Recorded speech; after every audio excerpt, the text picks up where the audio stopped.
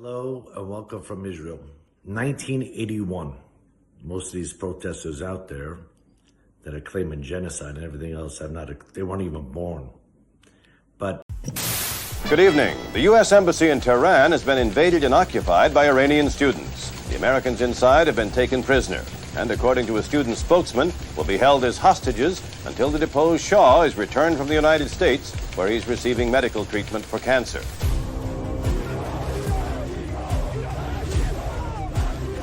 The American embassy in Tehran is in the hands of Muslim students tonight. Spurred on by an anti-American speech by the Ayatollah Khomeini, they stormed the embassy, fought the Marine Guards for 3 hours, overpowered them, and took dozens of American hostages. Some 60 Americans are now beginning their 6th day of captivity inside the U.S. Embassy in Tehran. For the last 24 days, our nation's concern has been focused on our fellow Americans being held hostage in Iran.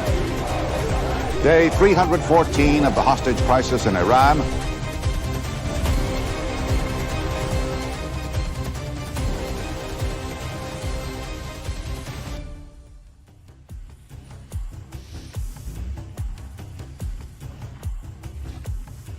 There has been the startling new development in the Iran hostage crisis. That U.S. attempt to launch a military rescue of the American hostages in Tehran has been, as you have now heard several times, aborted. Late yesterday, I canceled a carefully planned operation which was underway in Iran to position our rescue team for a later withdrawal of American hostages. Equipment failure in the rescue helicopters made it necessary to end the mission. As our team was withdrawing, 2 of our American aircraft collided on the ground. There was no fighting, there was no combat.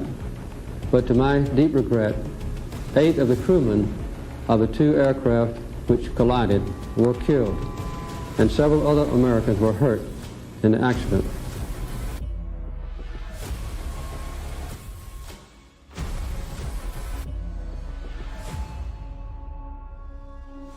Now, day one. Day one of Ronald Reagan's presidency, and day one of freedom for 52 Americans. Though thousands of miles apart, these 2 historic events moved almost on parallel tracks today. The new president had not been in office an hour when the former hostages became free men and women again.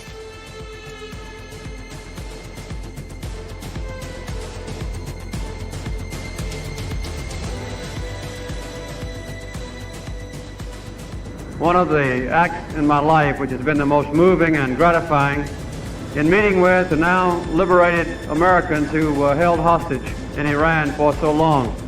I pointed out to them that since their capture by the Iranian terrorists and their being held in this despicable act of savagery, that the American people's hearts have gone out to them, that our nation has been united as perhaps never before in history.